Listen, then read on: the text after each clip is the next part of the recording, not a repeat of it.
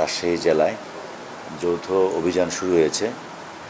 অবৈধ অস্ত্র সহ লাইসেন্সধারী অস্ত্র যারা এখনও জমা দেয়নি, সরকারের বেঁধে দেওয়া যে সময়সীমা ছিল সেই সময়সীমার মধ্যে যারা এখনও পর্যন্ত আগ্নেয়াস্ত্র জমা করে নাই, আমরা এদের বিরুদ্ধে যৌথ অভিযান শুরু করেছি। তারই ধারাবাহিকতায় গতকালকে আমরা বাগমারা থানাধীন এই যে আপনার তেলিপুকুর গাঙ্গুপাড়া যে জায়গাটি আছে সেই জায়গাটিতে আমাদের পুলিশের যে টিম উদ্ধার অভিযানে ছিল, তখন ওখানে আপনার লিয়াকতুল আলম ওরফে লিটন নানা নামে একজন একটি পিস্তল সহ আমাদের পুলিশের উপর হামলা করতে আসলে সাধারণ জনগণের সহায়তায় তা আমরা আটক করতে পারি এবং অস্ত্রটি উদ্ধার করি এবং তার বিরুদ্ধে নিয়মিত যে মামলা সেই মামলা রুজু করা হয়।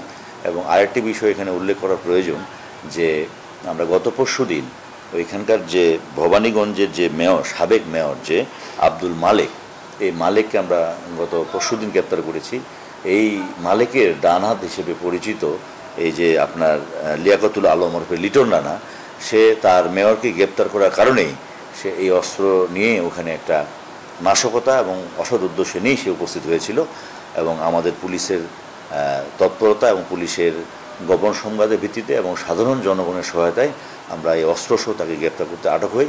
পরবর্তীতে তাকে আমরা মামলা দিয়ে রিমান্ডে নিয়ে তার কাছ থেকে আরও যদি কোনো তথ্য পাই, আরও কোনো অবৈধ অস্ত্র এবং আরও কোনো সন্ত্রাসী বা তার সাথে আর কারা কারা আছে, পরবর্তীতে আমরা তদন্ত করে পেলে আমরা আরও অভিযান অব্যাহত রাখবো এবং অস্ত্রসহ যদি কাউকে পাই আমরা আটক করব। যে আটক হলো আওয়ামী লীগের সাবেক যে মেয়র আব্দুল মালেক, আটক হওয়ার পরেই গত পরশুদিন তাকে আটক করা হয়েছে, তার বিরুদ্ধে মামলা ছিল।